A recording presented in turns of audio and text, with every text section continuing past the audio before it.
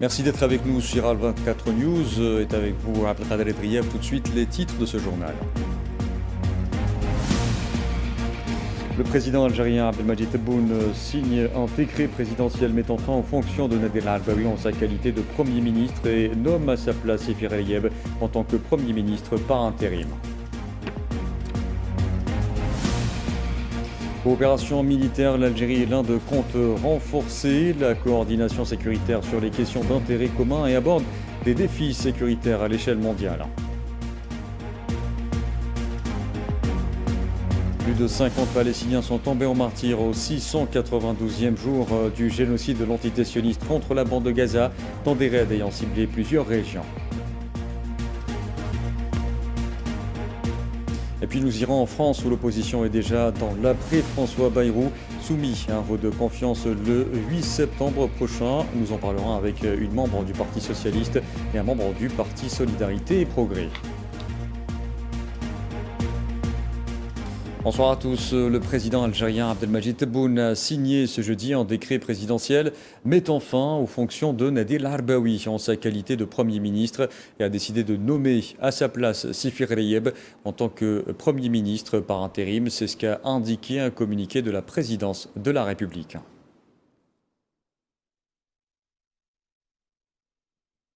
Sifir El-Yeb qui a pris ses fonctions cet après-midi au palais du gouvernement.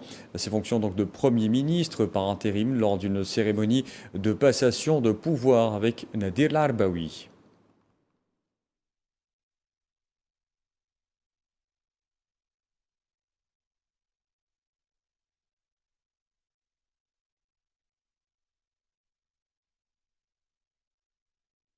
Le président algérien, chef suprême des forces armées, ministre de la Défense nationale Abdelmadjid Tebboune, a présidé ce jeudi une réunion consacrée au secteur du commerce et au renforcement des mécanismes de régulation du marché national. Une réunion lors de laquelle le président algérien a donné plusieurs instructions et orientations visant à renforcer la vigilance dans l'approvisionnement du marché national pour les différents besoins afin d'éviter toute forme de fluctuation ou de pénurie affectant les produits de large consommation. Abdelmadjid Tebboune a également souligné la nécessité d'agir avec la rigueur nécessaire pour répondre aux besoins des citoyens et de respecter et d'appliquer les lois de la République pour lutter sans relâche contre la fraude et la spéculation et empêcher toute atteinte aux moyens de subsistance des Algériens.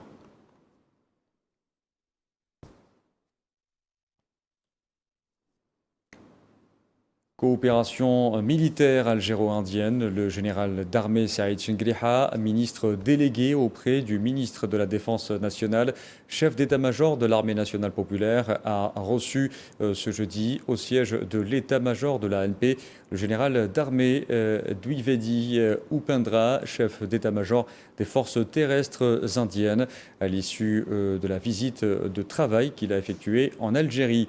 Les deux parties ont évoqué notamment les domaines de coopération militaire bilatérale ainsi que les voies et moyens de renforcer la coordination sécuritaire sur les questions d'intérêt commun. Elles ont également discuté des défis sécuritaires à l'échelle mondiale et échangé les points de vue sur des questions d'actualité.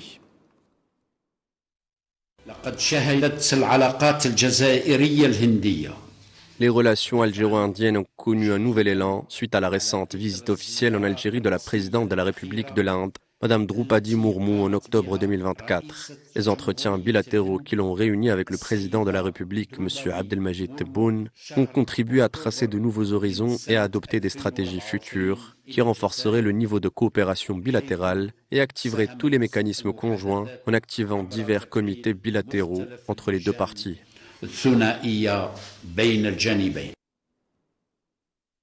Et le chef d'état-major des forces terrestres indiennes a accordé un entretien au quotidien algérien Le Jeune Indépendant, dans lequel il est revenu sur les perspectives de coopération militaire entre l'Algérie et l'Inde, notamment dans la lutte conjointe contre le terrorisme et les opportunités de partenariat en matière de défense et de technologie. À ce propos, le général d'armée Dwivedi Upendra a souligné que la coopération se concentrerait sur des projets conjoints, des exercices militaires et des programmes de renforcement de capacités.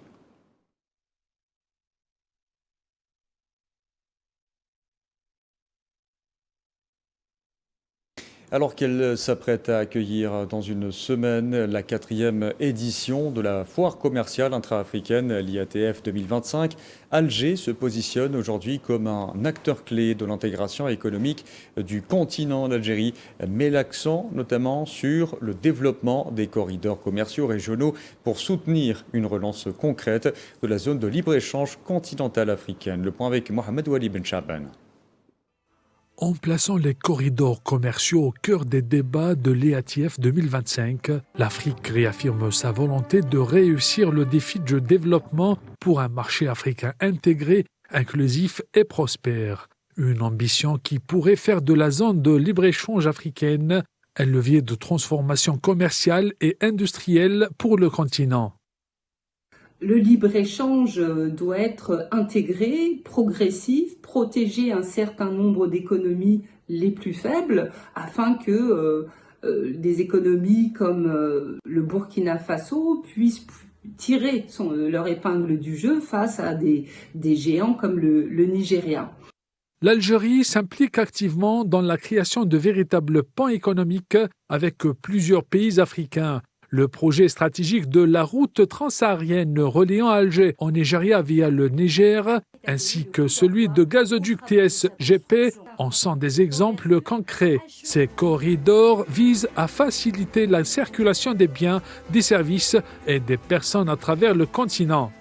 Une autre voie à explorer, c'est celle de la mutualisation à la fois des ressources naturelles, mais aussi financières, pour créer des pôles d'excellence au niveau régional, ce qui permettra à moyen terme de créer des champions africains qui ensuite seront des locomotives économiques qui porteront des espoirs de croissance à l'international. L'Algérie mise également sur la création d'un réseau logistique continental capable de rivaliser avec les puissances économiques mondiales. Mais pour que les corridors commerciaux deviennent de véritables moteurs de croissance, encore faut-il lever certains obstacles. L'Algérie plaide pour une meilleure harmonisation des règles douanières, une simplification des procédures de transit et une interopérabilité des systèmes numériques entre pays africains. Ces chantiers seront au cœur des discussions lors de l'IATF 2025 dans le cadre de panels réunissant experts, gouvernements et institutions régionales. Je vous le disais en titre, au 692e jour de l'agression génocidaire contre la bande de Gaza, l'entité sioniste a poursuivi ses raids meurtriers contre de nombreuses régions de l'enclave palestinienne, faisant plusieurs dizaines de victimes. Selon les autorités sanitaires palestiniennes, les corps de 71 martyrs et 339 blessés sont arrivés dans les hôpitaux de Gaza au cours des dernières 24 heures.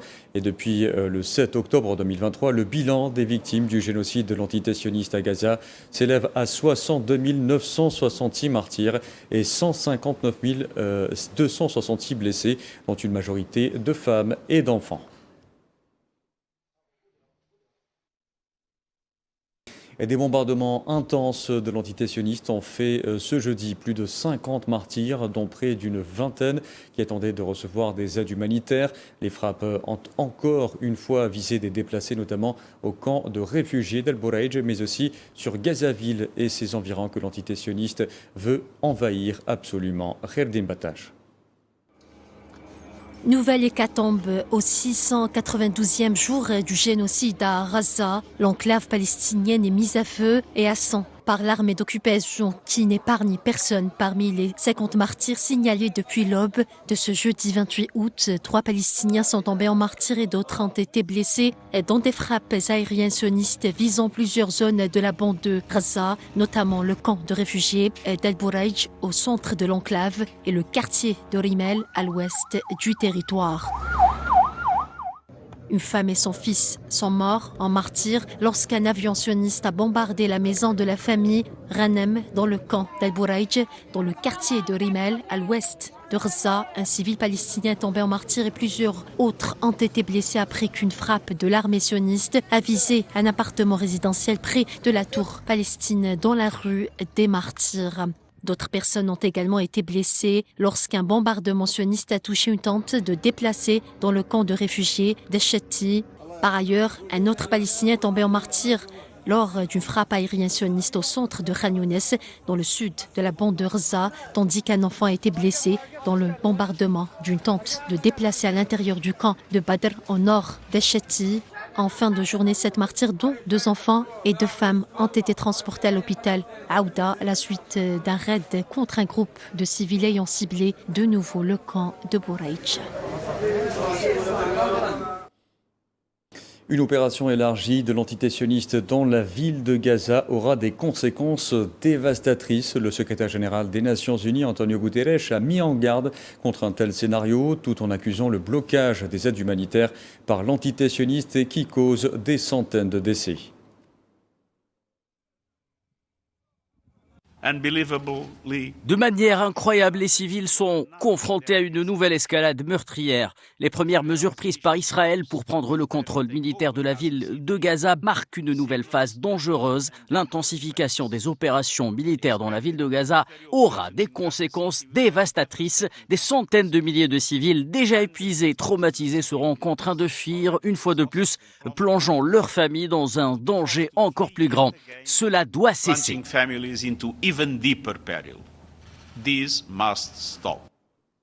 Et 14 membres du Conseil de sécurité de l'ONU, dont l'Algérie, ont publié ce mercredi une déclaration commune appelant à une action immédiate pour lutter contre la famine dans la bande de Gaza, qualifiant la situation humanitaire dans l'enclave palestinienne comme une crise d'origine humaine. Nous sommes devant vous particulièrement préoccupés par les niveaux de malnutrition aiguë parmi les enfants de Gaza. Nous constatons qu'au moins 41 000 enfants courent un risque accru de mourir de malnutrition d'ici juin 2026. Il s'agit d'une crise provoquée par l'homme. Le recours à la famine comme arme de guerre est formellement interdit par le droit international humanitaire. La famine à Gaza doit être stoppée immédiatement. Famine in Gaza must be stopped immediately. Israël doit lever immédiatement et sans condition toutes les restrictions à l'acheminement de l'aide. Cela implique d'ouvrir toutes les voies terrestres et de permettre à l'ONU et à ses partenaires humanitaires d'opérer en toute sécurité et à grande échelle. La bande de Gaza, où l'ONU a officiellement déclaré la famine il y a une semaine, est arrivée à un point de rupture. C'est ce qu'a affirmé la chef du programme alimentaire mondial, Cindy McCain, après une visite sur place.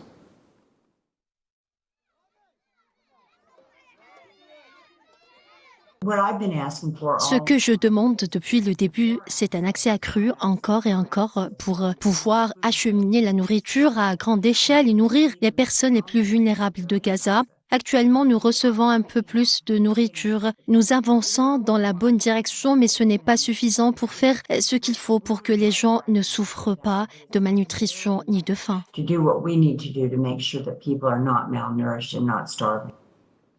Dans l'actualité aussi, les forces de l'entité sioniste ont encore mené une agression sur le sol syrien. Selon l'agence de presse syrienne Sana, une patrouille de l'armée syrienne a découvert le 26 août au sud de Damas des dispositifs de surveillance et d'écoute dans la région et en a détruit une partie avant que les avions de l'entité sioniste ne mènent plusieurs raids sur le site, suivis d'un débarquement aérien.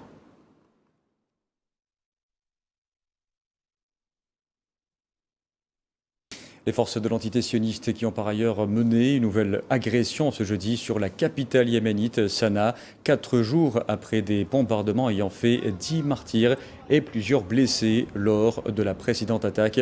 Les forces sionistes avaient ciblé notamment le palais présidentiel et un site de stockage de carburant.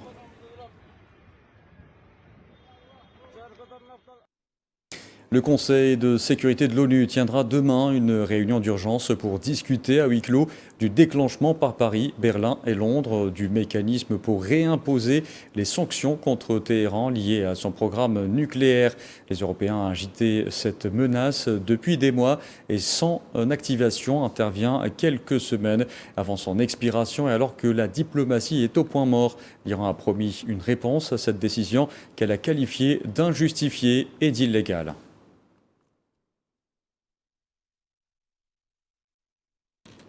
Au Soudan, au moins 24 personnes ont été tuées et 55 autres blessées dans les bombardements menés par les forces de soutien rapide sur El Fasher, la capitale du Darfour Nord, dans l'ouest du pays.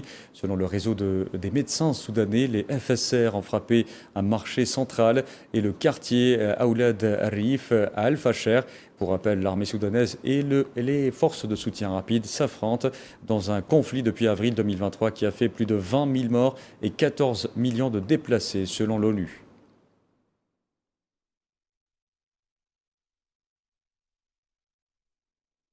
Dans le conflit russo-ukrainien, plus de 600 drones et missiles ont été lancés par Moscou dans la nuit d'hier contre Kiev, notamment touchant un bâtiment de l'Union européenne. Cette attaque massive a fait au moins 17 morts et plusieurs dizaines de blessés selon un nouveau bilan provisoire des autorités ukrainiennes.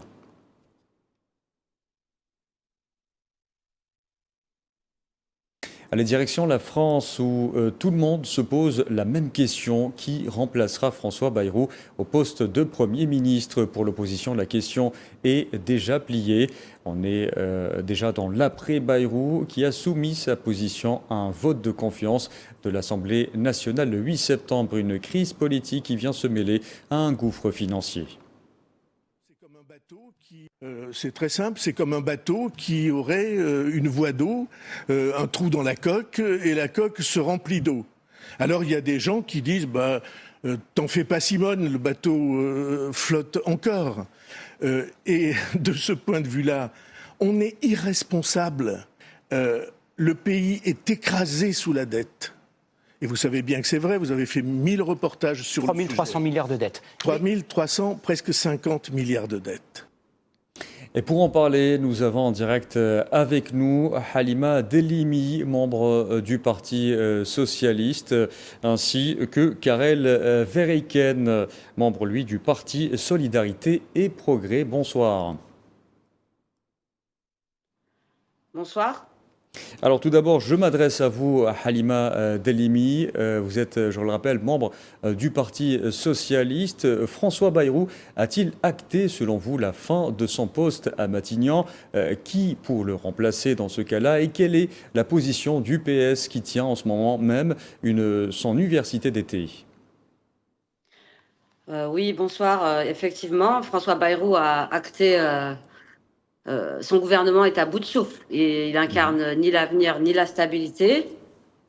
Donc oui, sa chute est imminente et elle n'est certainement pas la conséquence du PS, mais de ses propres contradictions. Très bien. Karel Verheyken est avec nous également depuis Paris. Vous êtes membre du Parti Solidarité et Progrès. En engageant la survie de son gouvernement à un vote de confiance au Parlement, est-ce qu'Emmanuel Macron ne chercherait pas à tuer dans l'œuf le blocage annoncé le 10 septembre prochain dans le cas où il nommerait un Premier ministre issu de l'opposition? Je pense que M. Bayrou a parlé d'un navire où il y a un trou et que, en fait, le navire est en train de couler. Je pense que effectivement, depuis que M. Macron est arrivé, on a ajouté 1000 milliards de dettes. Et donc, je pourrais vous parler longuement des différentes causes, mais aujourd'hui, c'est le Titanic. Et M. Bayrou et M. Macron semblent vouloir prendre les canots de sauvetage et veulent soi-disant partir comme des gens qui ont dit la vérité, quitte à pouvoir revenir avec le pseudo-image des gens qui vont sauver la situation. Mais c'est une sortie programmée et laissant la France dans la crise qu'eux-mêmes ont créée en acceptant tout un système, notamment d'intérêts composés de la dette, qui fait que depuis 1974, aujourd'hui, plus de 53% de la dette française, ce sont des intérêts composés. C'est un vieux système qui date de Babylone, qui normalement était interdit au nom de la lutte contre l'usure, mais que les banquiers ont joyeusement réintroduit depuis longtemps et qui pèse, qui crée cet effet boule de neige, non pas par l'explosion des dépenses, mais par l'explosion d'un taux d'intérêt qui n'a plus rien à voir avec un investissement ou une vraie dette basée sur des investissements. Très bien, dans ce cas-là, nous redonnerons la parole à Halima Delimi avant de vous laisser. Halima Delimi, dans ces conditions qui sont réunies aujourd'hui, pensez-vous que la gauche est prête à gouverner aujourd'hui? Absolument. La gauche est prête à gouverner. On a un contrat de gouvernement et un projet pour les Français.